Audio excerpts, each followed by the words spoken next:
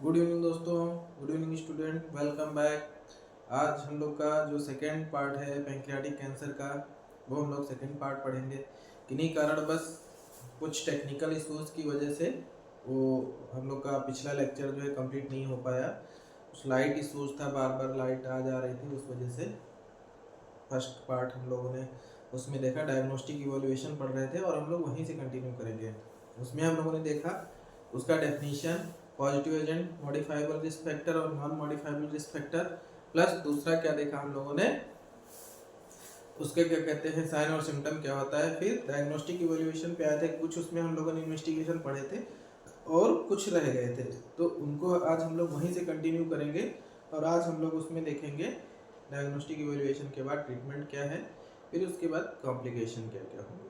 ठीक है, तो हम लोग स्टार्ट करते हैं इसको। डायग्नोस्टिक इवैल्यूएशन सबसे पहले हिस्ट्री कलेक्शन करेंगे, फिजिकल एग्जामिनेशन करेंगे और क्या कहते हैं हिस्ट्री कलेक्शन, उनसे पूछेंगे कितने दिन से आपको पेट में दर्द है, खाना पीना कब से नहीं खा रहे हैं। फिर यूरिन आरएम और सीएस करेंगे, रूटीन माइक्रोस्कोपिक और culture sensitivity, complete blood count करेंगे। इसमें हम लोग देखेंगे एचबी को देखेंगे और टीएलसी को देखेंगे। लीवर फंक्शन टेस्ट, इसमें क्या करेंगे हम लोग, bilirubin TDI, bilirubin serum, bilirubin TDI, total, direct और इनडायरेक्ट।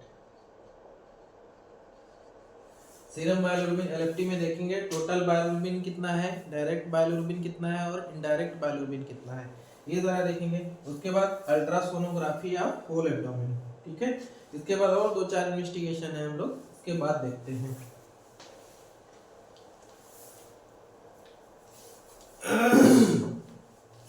और क्या क्या रहेगा इन्वेस्टिगेशन में वो हम लोग एक बार देख लेते हैं। क्योंकि कैंसर है तो हम लोग को बायोप्सी भी करनी पड़ेगी, और बायोप्सी ऐसे तो कर नहीं लेंगे, एंडोस्कोपी की हेल्प से करेंगे। तो कैसे करते हैं वो हम लोग एक बार देख लेते हैं। ठीक है, इसमें और क्या बचा हमारा, एक तो बचा EUS मतलब इंडोस्कोपिक अल्ट्रासोनोग्राफी, अल्ट्रासोनोग्राफी। ठीक है, उसके बाद पीटीसी का मतलब परक्यूटेनियस ट्रांस हिपैटिक कोलेंजियोग्राफी,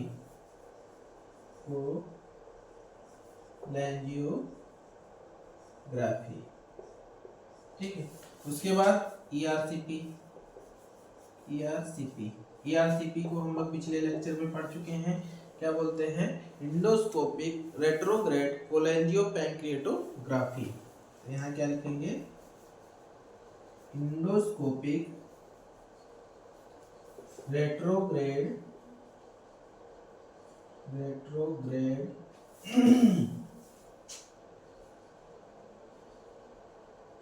कोलेंजियोपैंक्रिएटोग्राफी।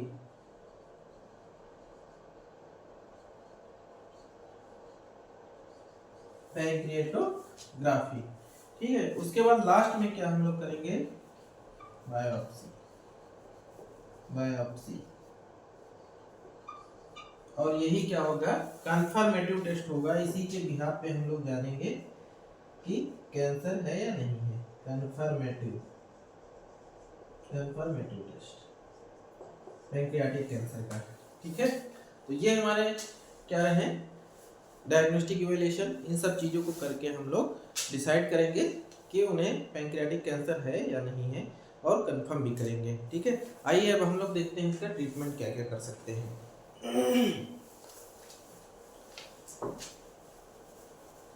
ट्रीटमेंट में इसमें देखेंगे क्या क्या हम लोग कर सकते हैं।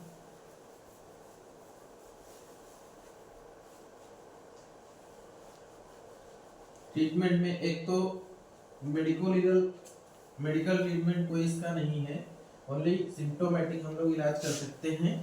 ठीक है, क्या रखेंगे इसमें हम लोग, मैनेजमेंट।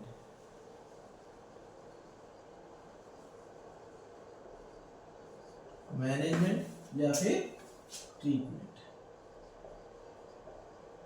ट्रीटमेंट पहले हम लोग देखते हैं सर्जरी कौन कौन सी, surgical treatment. Surgical treatment, surgical treatment सबसे पहले Whipple procedure. Whipple procedure, Whipple procedure में क्या करेंगे, removal of lower part of stomach, ठीक, duodenum, gall bladder,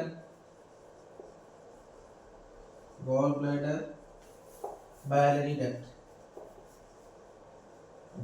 duct. Whipple procedure में इतनी चीजों को हम लोग रिमूव करते हैं और फिर आपस में जो बचता है उसको वापस से एनास्टमोसिस कर देते हैं। एनास्टमोसिस किस किस का होगा वो भी हम लोग देखते हैं। तो ये हमारा विपल प्रोसीजर हो गया, आप लोग देख लीजिए। फिर उसके बाद यहाँ पे हम लोग एनास्टमोसिस का मतलब होता है कि दो पार्ट को आपस में जोड़ देना। अब ये सब कट करके निकाल तो दिए, बट जो पार्ट बचे हैं उनसे किस किस को जोड़ा जाएगा वो हम लोग देखते हैं।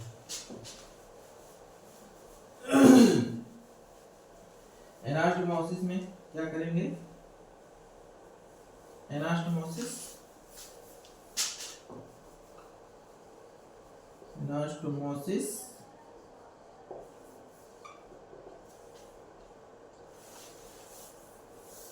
हेपेटोजेजुनोस्टमी,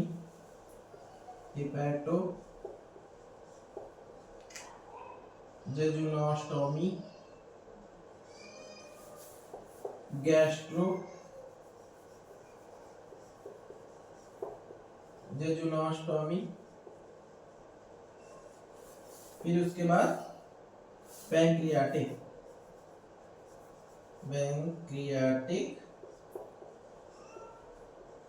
जेजुनोस्टोमी।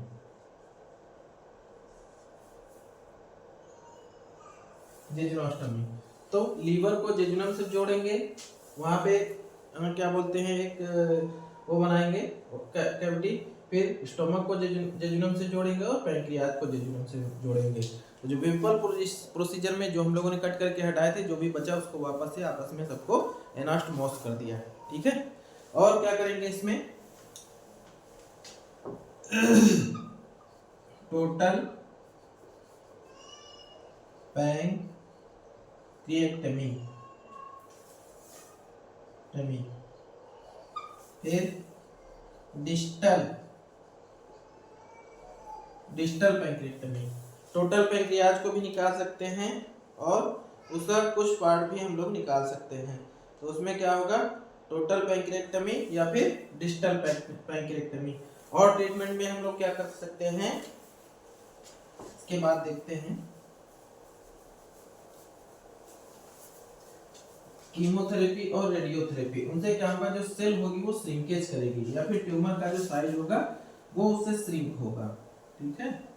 तो इसमें और क्या करेंगे हम लोग, कीमोथेरेपी और रेडियोथेरेपी।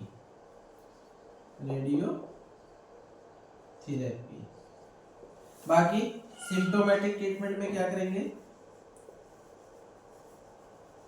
सिम्प्टोमेटिक ट्रीटमेंट में क्या करेंगे, एनाल्जेसिक देंगे हमको, एनाल्जेसिया में। उसके बाद एंटी एमेटिक्स, और एनाल्जेसिया में जैसे कि हो गया आपका एनाल्जेसिया में देखिए मेड्स अगर कर जाएगा तो हमें मसल रिलैक्सेंट देना होगा या फिर ओपॉइड्स वगैरह भी चलाने पड़ते हैं इसमें, जैसे कि मार्फिन तो कॉन्ट्राइंडिकेटेड रहेगा, बट इसमें पेथिडीन वगैरह हम लोग यूज कर सकते हैं। तो इसमें एनाल्जेसिया में क्या देंगे, ETX, इटोरीकॉक्सिब या फिर पिथेडीन। एंटीएमेटिक्स में ऑन्डेनसेट्रान। देखिए किसी भी टाइप का कैंसर हो, वोमिटिंग तो होना ही होना है, और जब भी कीमोथेरेपी या फिर एंटी कैंसरस मेडिसिन चलेंगी उसमें जरूर वोमिटिंग होगा। उसे रिड्यूस करने के लिए हम लोग क्या करते हैं कि आधे घंटे पहले, कीमोथेरेपी चढ़ाने के आधे घंटे पहले हम लोग ऑन्डेनसेट्रान को दे देते हैं ताकि बहुत ज़्यादा वोमिटिंग वगैरह हो। ऑन्डेनसेट्रान, ग्रेनिसेट्रान, मेटाक्लोप्रामाइड, ये सारी दवाएं आती हैं जिनको हम लोग यूज करते हैं उल्टी को रिड्यूस करने के लिए, ठीक है। उसके बाद न्यूट्रिशनल सप्लीमेंट, वो वेट लॉस हो रहा था, न्यूट्रिशनल सप्लीमेंट और न्यूट्रिशनल सप्लीमेंट हो गया इंक्रीज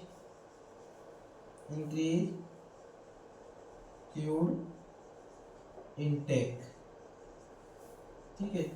पानी को बढ़ाएंगे, पानी पिएंगे जितना ज़्यादा पानी, क्योंकि इसमें TLS होता है जिसे बोलते हैं tumour lysis syndrome. Tumour lysis syndrome होगा तो क्या होगा, हाइपर यूरिसीमिया होगा। हाइपर यूरिसीमिया से क्या होगा, यूरिक एसिड आपके बॉडी में इकट्ठा होगा। अगर आप फ्लूइड का इंटेक ज़्यादा नहीं करेंगे तो उससे क्या होगा, यूरिक एसिड के स्टोन बनने शुरू हो जाएंगे या फिर आपको गाउटी अर्थराइटिस हो सकता है। तो इंटेक जितना 3 से 4 लीटर पानी आप दिन भर में पी रहे हैं तो फिर ये वॉश आउट होता रहेगा, ठीक है। और इसमें हम लोगों ने ये सब देखा, फिर आगे क्या होगा इसका, अब हम लोग देखेंगे इसका कॉम्प्लिकेशन देखेंगे क्या क्या होता है, प्लस इसमें और क्या कर सकते हैं हम लोग, maintain personal hygiene,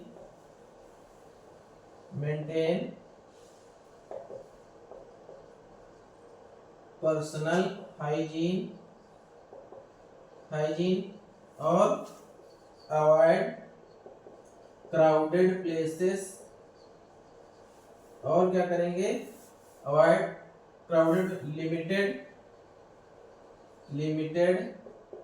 visitors. Personal hygiene को मेंटेन रखेंगे, नहीं तो फिर क्या, इन्फेक्शन होने का डर रहेगा। ओवर क्राउडेड प्लेसेस में नहीं जाएंगे, अगर बहुत जरूरी जाना हुआ तो मास्क वगैरह लगा के जाएंगे। और लिमिटेड विजिटर्स, क्योंकि इसमें इम्यूनो सप्रेशन मेडिसिन चलती हैं, अगर जितना भी बाहर के एनवायरनमेंट में एक्सपोज रहेंगे आप, वहाँ इन्फेक्शन होने का डर रहेगा। इम्यूनो सप्रेस्ड कौन सी दवाएं, जैसे कि कार्टिकोस्टेरॉइड, डेक्सामेथासोन, हाइड्रोकार्टिसोन, बीटामेथासोन, डेफ्लाजैकार्ड, मिथाइलपेडनिसोलोन, ये सारी कार्टिकोस्टेरॉइड में दवाएं आती हैं, ठीक है। तो इसके बाद अब हम लोग देखेंगे कॉम्प्लिकेशन क्या होता है। कॉम्प्लिकेशन, अगर टाइमली इसको हम लोग ट्रीट नहीं कर पाए तो कॉम्प्लिकेशन क्या होगा, इसमें डिहाइड्रेशन हो सकता है ड्यू टू एक्सेसिव वोमिटिंग, है ना, उससे क्या होगा, हाइपोटेंशन हो सकता है, या पोजिशनल हाइपोटेंशन, है ना, weight loss due to imbalance nutritional diet या इम्प्रॉपर न्यूट्रिशनल डाइट।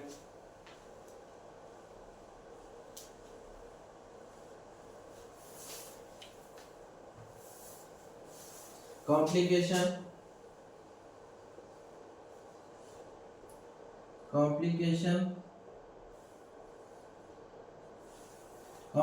में क्या होगा, nausea, vomiting, dehydration,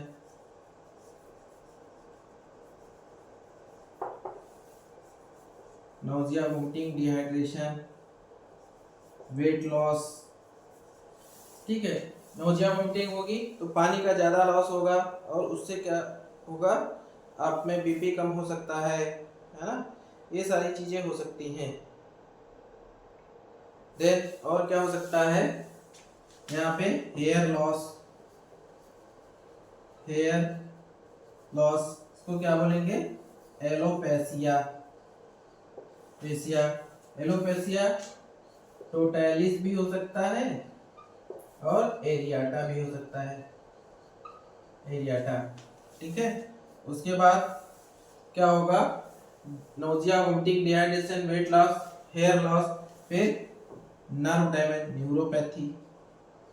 neuropathy mets होगा तो नर्व डैमेज भी होगी, नर्व डैमेज। ठीक, ये सारा कुछ रहेगा इसके कॉम्प्लिकेशन में, अगर हम लोगों ने इसको क्या कहते हैं प्रॉपर तरीके से ट्रीट नहीं किया। और दूसरी चीज है, इसमें अगर हम कीमोथेरेपी देंगे तो माउथ सोर भी हो जाएगा, माउथ सोर। इसलिए पेशेंट को अपना ओरल हाइजीन मेंटेन करके रखना होगा। ओरल हाइजीन कैसे मेंटेन करेगा कि वो जो है क्या कर सकता है, नॉर्मल सलाइन से गार्गिल करे या फिर नमक पानी से, ल्यूकवार्म वाटर में नमक डाल के फिर उससे गार्गिल करे। जिससे क्या होगा, वहाँ पे फंगस या फिर बैक्टीरियल कोई भी ग्रोथ नहीं हो पाएगी और हाइजीन मेंटेन रहेगी। अगर नहीं करेगा तो वहाँ सोर्स हो जाएंगे, उससे क्या है डिफरेंट टाइप के ऑप्चोनिस्टिक इन्फेक्शन लग जाएंगे। इम्यूनो कॉम्प्रोमाइज पेशेंट में क्या होता है, ऑप्चोनिस्टिक इन्फेक्शन लगने का डर रहता है। ऑप्चोनिस्टिक इन्फेक्शन में कौन कौन से रहते हैं? आपका एक नंबर पे आता है पल्मोनरी कॉक्स मतलब टीबी, ट्यूबरकुलोसिस, और दूसरा आता है फंगल इन्फेक्शन।